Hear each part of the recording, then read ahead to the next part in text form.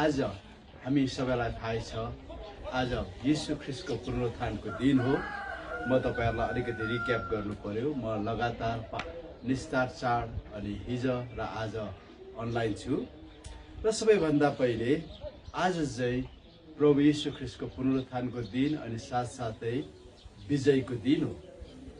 यहुदी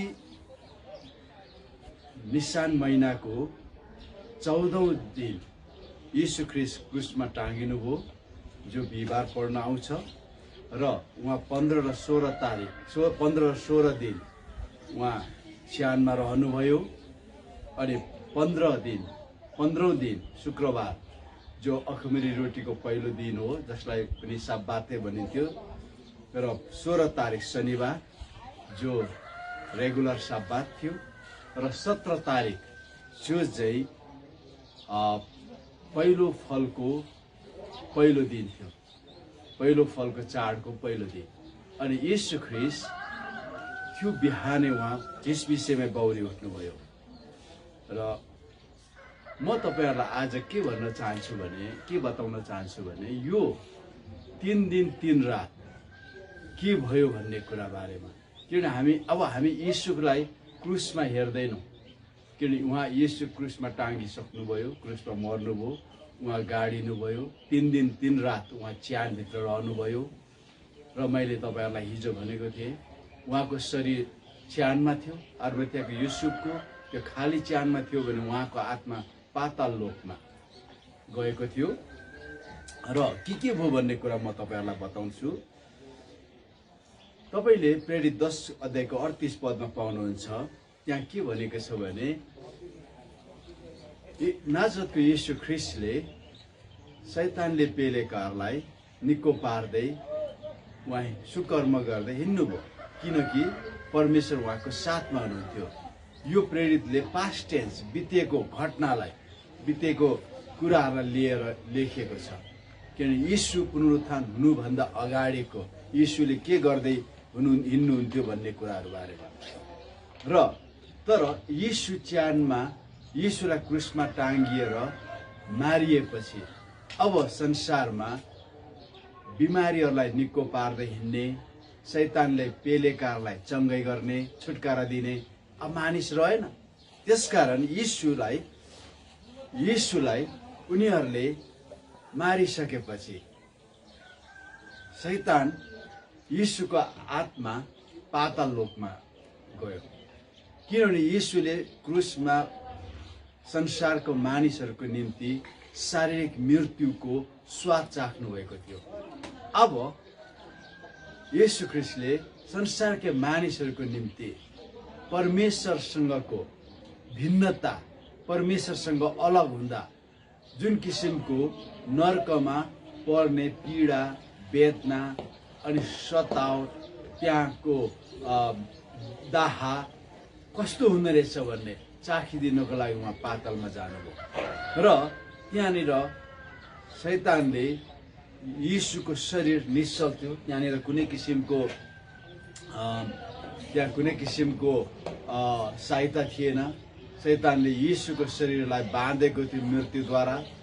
अनि शैतानले येशूको वरिपरि शैतान र त्यसका सेनाहरू, उनीहरूले हामीले येशूलाई मार्यौं, हाम्रो विरुद्धमा खडा हुन कुनै शक्ति छैन भनेर एकदमै उनीहरूले रमाइलो गरिरहेका थिए, नाचिरहेका थिए, खुसी मनाइरहेका थिए। उनीहरूले आफ्नै विजयको उत्सव मनाइरहेका थिए, किनभने येशूले संसारमा रोग र बिमारलाई निको पार्नु भएको थियो, मरेको मान्छेलाई उठाउनु भएको थियो।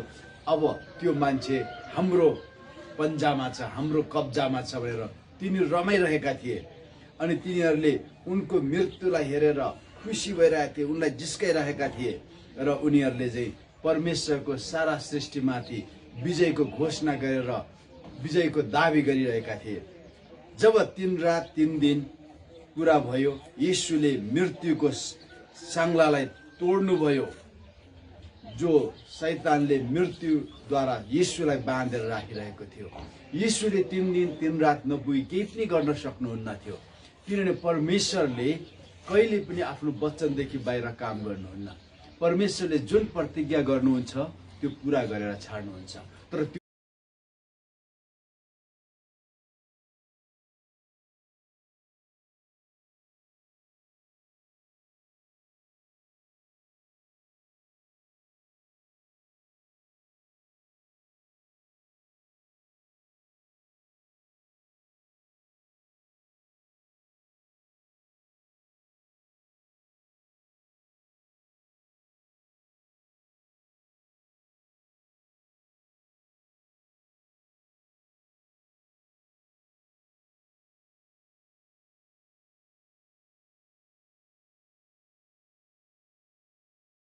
शैतानले उहाँलाई बाँधेर राखेको त्यो मृत्युको सङ्लोलाई छिनाल्नुभयो अनि उहाँ बौरी उठ्नुभयो। अनि हामीले बाइबलमा हेऱ्यौँ भने केही यस्ता कुराहरू पाउँछौँ। त्यहाँनिर पातालमा डरलाग्दो लडाइँ भयो। त्यो पाताल चाहिँ अहिले खोलिएको छैन, तर स्पिरिचुअली आत्मिक रूपमा त्यो अझै त्यहाँ छ। त्यसकारण सिम्बोलिकली साङ्केतिक रूपमा जति नि पाताल भनेको छ त्यो चाहिँ नर्क हो। अनि त्यहाँनिर ठुलो लडाइँ भयो त्यहाँनिर। अनि किनभने त्यो दिन हुनुभन्दा अगाडि यीशु बौरी उठ्नु भएपछि तपाईँले भजन सङ्ग्रह 107 को 14 देखि 17 पदमा पाउनुहुन्छ। म तपाईँहरूलाई पढिदिन्छु। तपाईँले एउटा चाखलाग्दो घटना त्यहाँ पाउनुहुनेछ। यहाँ यस्तो लेखेको छ, तब तिनीहरूले आफ्नो सङ्कटमा परमप्रभुको पुकारा गरेर उहाँले तिनीहरूलाई तिनीहरूको आपतबाट छुटाउनु भयो। उहाँले तिनीहरूलाई घोर अन्धकारबाट बाहिर ल्याउनु भयो र उहाँले तिनीहरूको बन्धन टुक्रा टुक्रा पारिदिनु भयो। तिनीहरूले परमेश्वरको अचूक प्रेमको निम्ति र मानिसहरूको निम्ति आश्चर्य कामको निम्ति उहाँलाई धन्यवाद चढाउन्, किनभने उहाँले काँसाका मूल ढोकाहरू तोडिदिनु भयो र फलामे अग्लाहरू छिनालिदिनु भयो। कोही कोही आफ्नै विद्रोही चालले गर्दा मूर्ख बनेर आफ्नो अपराधको कारण विपत्तिमा परे। यो एउटा प्रोफेटिक पर्सन हो। यो अगमवाणीय खण्ड हो। यहाँनिर टु फोल्ड छ यो, किनभने एक त यीशुले छुटकारा दिनुहुने प्राणीहरूको धन्यवादको भजन हो भने अर्को यीशु स्वयं आफैको यो। अनि यहाँनिर के हुन्छ त, उहाँले त्यहाँ काँसाका मूल ढोकाहरू तोडिदिनु भयो, फलामका अलगा अलगा बारहरू छिनालिदिनु भयो, खाम्बाहरू टुक्रा टुक्रा पारिदिनु भयो। किनभने त्यहाँनिर यीशुले त्यो सङ्ग्लाहरूलाई तोड्नु भयो र त्यहाँ पातालमा ठुलो लडाइँ भयो। उहाँले त्यो शैतान र त्यसको सेनालाई ध्वस्त गर्नुभयो। त्यो लडाइँमा, त्यो युद्धमा तपाईँले कल्पना गर्नुहोस्, आँखा चिम्केर कल्पना गर्नुहोस्। त्यो लडाइँमा एकातिर यीशु ख्रीष्ट मृत्युको बन्धनले बाँधिएर सुतिराख्नु भएको छ, अर्कोतिर शैतान र त्यसका सेना रमाउँदै खुसी हुँदै एकदमै रमाइलो गरिरहेका छन्। अचानक यीशु बौरी उठ्नुहुन्छ।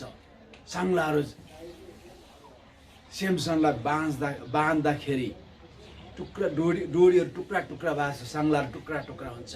यीशु जुर्कै उठ्नुहुन्छ अनि उहाँले अचानक शैतानमाथि जाइ लाग्नुहुन्छ अनि त्यसलाई तोड्नुहुन्छ। उहाँले त्यो फलामका गजबारहरू, काँसाका खाम्बाहरू टुक्रा टुक्रा पार्नुहुन्छ अनि उहाँ बौरी उठ्नुहुन्छ, उहाँ माथि उठ्नुहुन्छ। अनि त्यो विजय सक्ने बित्तिकै उहाँले फेरि त्यहाँ रोकिनु, उहाँ अझ गहिराइमा जानुहुन्छ। तपाईँले दोस्रो पत्रुस 2 को 4 अध्यायमा पाउनुहुन्छ। म सायद तपाईँलाई पढेरै सुनाइदिन्छु होला, त्यो राम्रो हुन्छ होला। दोस्रो पत्रुस 2 को 4 मा र पहिलो पत्रुस 3 को 18-19 यहाँ धेरै गहिरा कुराहरू यहाँ हामीले पाउँछौँ।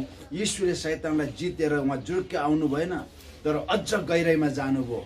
अनि उहाँले के गर्नुभयो भने दोस्रो पत्रुस 2 को 4 मा यस्तो लेखेको छ, स्वर्गदूतहरूले पाप गर्दा परमेश्वरले तिनीहरूलाई बाँकी राख्नु भएन, तर तिनीहरूलाई नरकमा फालिदिनु भयो र न्यायको दिनसम्म निम्ति पातालको अन्धकारमा जकडी राख्नुभयो। हामी अझ अचम्म पर्छ, यो को स्वर्गदूतहरू हो जसलाई चाहिँ परमेश्वरले पातालमा फ्याँकिदिनु भयो, नरकमा र अन्धकारमा न्यायको दिनसम्म बाँधेर राख्नु भएको छ। ती स्वर्गदूतहरू कुन? हामीले पहिलो पत्रुस 3 अध्यायको 18-19 पाउँछौँ।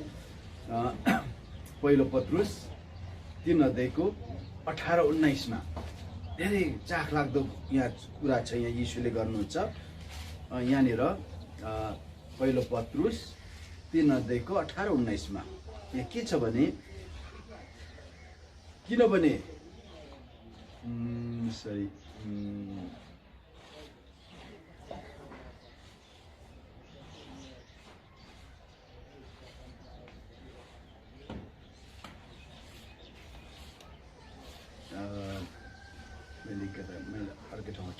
सक्छ?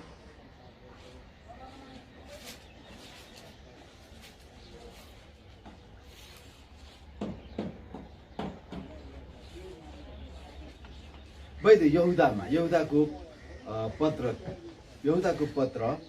6 र 7 मा आफ्नो अधिकारको मर्यादा कायम नराखेर उचित वासस्थान त्याग्ने स्वर्गदूतलाई उहाँले पातालको अन्धकारको न्यायको त्यस ठुलो दिनसम्म अनन्त बन्धनमा राख्नुभयो। जसरी सदोम र गमोरा र तिनका आसपासका सहर जुनको व्यभिचार गरेर अस्वाभाविक काम बासना फसेका थिए, तिनीहरू अत्यन्त अग्निको दण्ड भोगेर उदाहरण बनेका छन्। हामी यो कुरा हेर्दाखेरि हामीलाई गजब लाग्छ। किन यो आफ्नो मर्यादामा नबस्नेहरू भन्ने बित्तिकै हामी थाहा गर्छौँ। हामी उत्पत्तिको पुस्तक 6 अध्यायमा परमेश्वरका छोराहरू मानिसको छोरीहरूसँग लागेको कुरा यसले के बताउँछ भने त्यो दिन तिनीहरूलाई प्रभु यीशु ख्रीष्टले गएर त्यो गहिराईमा गएर तिनीहरूलाई सुनाउनुहुन्छ।